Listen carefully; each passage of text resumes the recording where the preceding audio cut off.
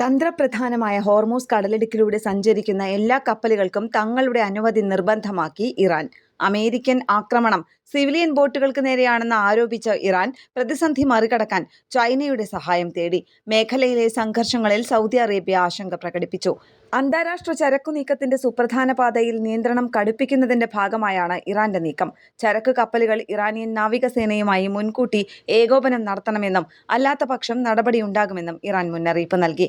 American ആക്രമണം civilian ബോട്ടുകൾക്ക് നേരെയാണെന്ന് Iran ചൂണ്ടിക്കാട്ടി. Hormuz കടലിടുക്കിൽ തങ്ങളുടെ നാവികസേന 6 ഇറാനിയൻ സൈനിക ബോട്ടുകൾ തകർത്തതായി അമേരിക്കൻ സെൻട്രൽ കമാൻഡ് അവകാശപ്പെട്ടിരുന്നു. എന്നാൽ അമേരിക്കയുടെ ഈ വാദം ഇറാൻ തള്ളി. തങ്ങളുടെ സൈനിക ബോട്ടുകളെയല്ല, മറിച്ച് സിവിലിയൻ ചരക്ക് ബോട്ടുകളെയാണ് അമേരിക്ക ലക്ഷ്യം വെച്ചതെന്ന് ഇറാൻ സേന ആരോപിച്ചു. ആക്രമണത്തിൽ സിവിലിയന്മാർ കൊല്ലപ്പെട്ടതായും ഇറാൻ വ്യക്തമാക്കി. മേഖലയിലെ സൈനിക സംഘർഷങ്ങളിൽ സൗദി അറേബ്യ കടുത്ത ആശങ്ക രേഖപ്പെടുത്തി. സൈനിക നീക്കങ്ങൾ മേഖലയുടെ സമാധാനത്തിന് ഭീഷണിയാണെന്നും പ്രശ്നങ്ങൾ ചർച്ചകളിലൂടെ പരിഹരിക്കണമെന്നും സൗദി ഭരണകൂടം ആവശ്യപ്പെട്ടു. സംയമനം പാലിക്കണമെന്ന് എല്ലാ കക്ഷികളോടും സൗദി അഭ്യർത്ഥിച്ചു. പ്രതിസന്ധി പരിഹരിക്കാനുള്ള നയതന്ത്ര നീക്കങ്ങളുടെ ഭാഗമായി ഇറാൻ വിദേശകാര്യമന്ത്രി അബ്ബാസ് അരാഗ്ചി ചൈനയിലേക്ക് തിരിച്ചു. റഷ്യയുടെയും ചൈനയുടെയും പിന്തുണയോടെ നിലവിലെ ഉപരോധങ്ങളെയും സൈനിക സമ്മർദ്ദങ്ങളെയും മറികടക്കാമെന്നാണ് ഇറാന്റെ പ്രതീക്ഷ.